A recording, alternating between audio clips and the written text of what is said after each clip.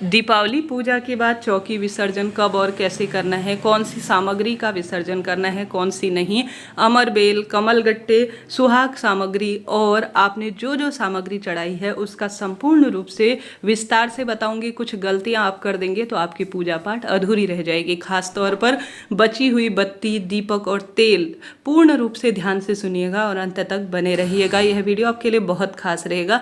जैसा कि आप जानते होंगे, जितना आवश्यक है पूजा करना उतना ही आवश्यक है पूजन के बाद संपूर्ण सामग्री का विसर्जन अर्थात चौकी को निवृत्त करना, तभी हमारी पूजा पाठ संपूर्ण होती है। हम सभी दीपावली पर पूजन करते हैं, उसके पश्चात हम हमेशा ही अपनी चौकी को विसर्जित करते हैं। जो हमेशा पूजा में रखा हुआ प्रसाद होता है, भले ही फल हो या कोई भी मीठा प्रसाद हो, उसे पूजा के आपको 20-25 मिनट, ज़्यादा से ज़्यादा आधा 1 घंटे के भीतर ही हटा लेना चाहिए।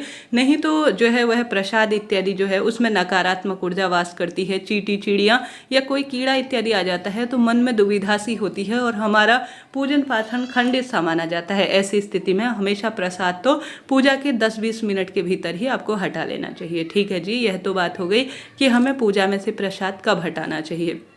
उसके बाद आप सभी को पूजा चौकी कब हटानी है, यह चीज़ ध्यान से सुनिएगा।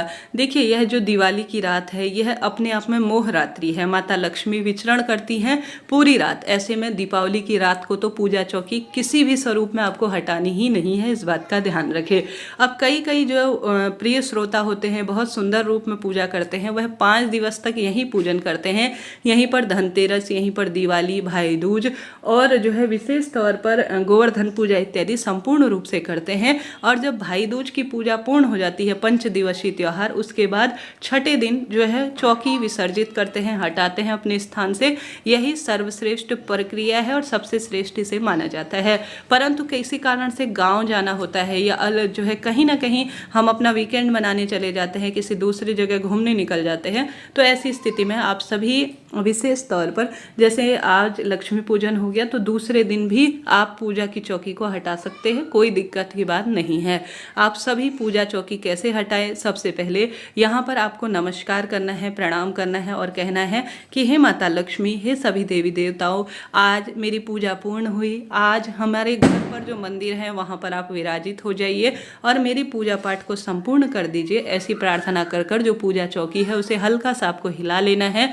उसके बाद पूजा चौकी को हिलाने के बाद आपको भोग प्रसाद जरूर लगाना है। चौकी हिलाने से पहले देखिए, हम किसी को विदा करते हैं तो जरूर से मुंह मीठा करवाते हैं, जल और फल का उन्हें भोग लगाते हैं। तो पूजा चौकी विसर्जन करने से पहले आप फल और जल का भोग लगाएं, कोई दीपक लेकर आरती करें, उसके बाद ही पूजा चौकी को हटाएं और प्रार्थना करें।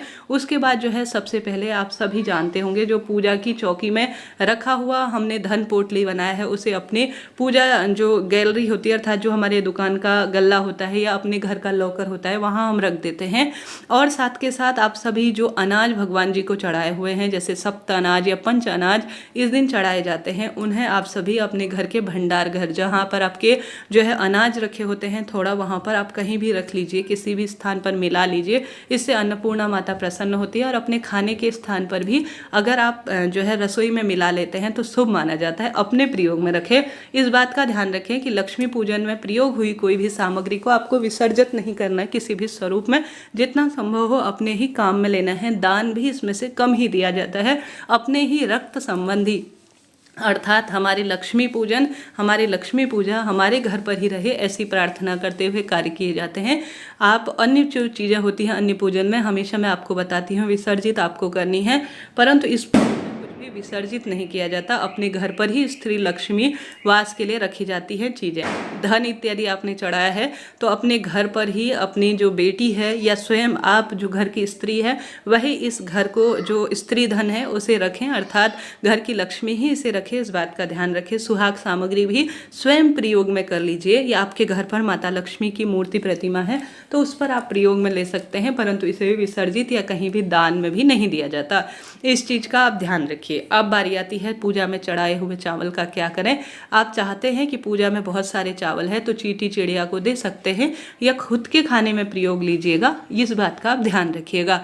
अब पूजा में रखी कौड़ी, कमल गट्टे, अमर बेल के टुकड़े, तो आप अमर बेल का टुकड़ा, कमल गट्टा, कौड़ी और साथ के साथ कुछ दाने अक्षत के, जो जो अपनी चीज़ें रखी हुई है उन्हें अपने घर की तिजोरी में एक पोटली में, जिसे धन लक्ष्मी पोटली कहा जाता है, उसमें आप रखिएगा। बहुत सुंदर इसका परिणाम मिलता है। पुष्प भी उसमें जरूर रखिएगा।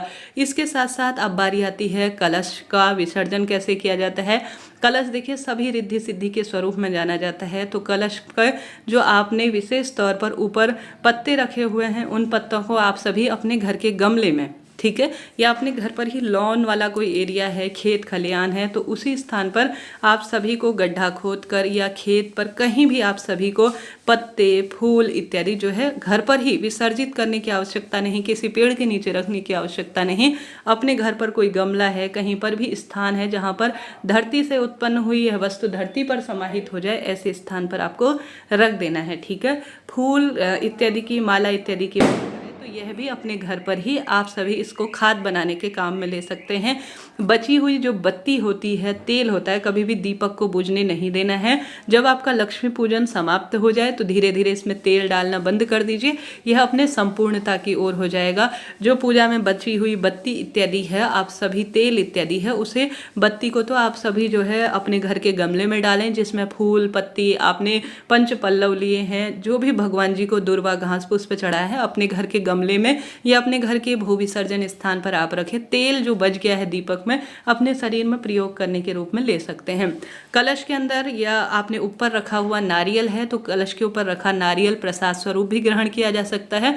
अपने घर की तिजोरी में या अपने घर के मंदिर में ही लक्ष्मी स्वरूप मानकर इसका पूजन किया जा सकता है। सुंदर परिणाम इसका मिलता है। कलश के अंदर जो आपने 1 रुपये का सिक्का, हल्दी की गांठ, अक्षत, पुष्प इत्यादि डाले हैं, वह थोड़ा सा आप अपने घर की जो तिजोरी है उसमें रख लीजिएगा। अमर बेल के टुकड़े, हल्दी की गांठ भी सब अपनी तिजोरी में थोड़ा थोड़ा, बहुत अधिक भरने की आवश्यकता नहीं। पिछले साल का विसर्जित करें और इस साल का अपने पास रख लीजिएगा। और मूर्ति प्रतिमा है, तो मूर्ति प्रतिमा कभी भी विसर्जित नहीं की जाती, साल भर अपने घर रखी जाती हैं और पूजित की जाती हैं। तो इस तरह से आपको यह कलश विसर्जन की विधि करनी है। कोई भी प्रश्न हो, कोई भी बात हो, आप पूछें, आपका अपना चैनल है, सब प्रश्नों का उत्तर आप प्राप्त करेंगे। चैनल पर नए हैं तो लाइक शेयर सब्सक्राइब करना आप सभी भूल जाते हैं, जरूर कीजिएगा। साथ के साथ कमेंट्स बॉक्स में जय माता दी जरूर लिखिएगा। पूजा में रखे हुए जो वस्त्र हैं आपने बिछाए हुए हैं, वह हमेशा ही काम आते हैं, वह कभी दूषित नहीं होते, धोकर कई बार काम में लिया जा सकता है। पूजा में चढ़ाई गई लौंग इलायची आप ग्रहण कर सकते हैं प्रसाद स्वरूप। आपने यज्ञोपवीत सुपारी इत्यादि रखी हुई है, तो उसे भी आप कई बार प्रयोग में ले सकते हैं। तो इस तरह से धनतेरस पूजा की, दीपावली पूजा की, यह समस्त विसर्जन की सामग्री की मैंने आपको बात बता दी। अगर आप यम देवता के निमित्त यम द्वितीया पर दीपदान करते हैं, तो उस जो है दीपक को आप विसर्जित कर दीजिए, गमले में छोड़ दीजिए या कहीं छोड़ दीजिए, परंतु यम दीपक कभी प्रयोग में नहीं लिया जाता। मिट्टी के दीपक हमेशा ही प्रयोग में लिए जाते हैं, मिट्टी के दीपक विसर्जित नहीं किए जाते हैं। मिट्टी के दीपक अब देव दिवाली आएगी, उस पर भी काम आएंगे। तो इस चीज़ को आप नोट करते हुए चलिएगा, बिल्कुल चिंता टेंशन ना करें, इस तरह से आप पूजा चौकी को विसर्जित करें। तो आप सभी के लिए आशा उम्मीद है यह वीडियो उपयोगी, ज्ञानवर्धक और जानकारीप्रद रहा होगा। तो चैनल को लाइक करें, शेयर करें और कमेंट्स बॉक्स में जय माता दी आप लिखना ना भूलें। आप सभी के जीवन में यह दीपावली खूब सारी खुशियां लाए। कलश में रखा हुआ जल घर में छिड़काव कर किसी भी पवित्र गमले में आप छोड़ दीजिएगा। राधे राधे, जय माता दी, हर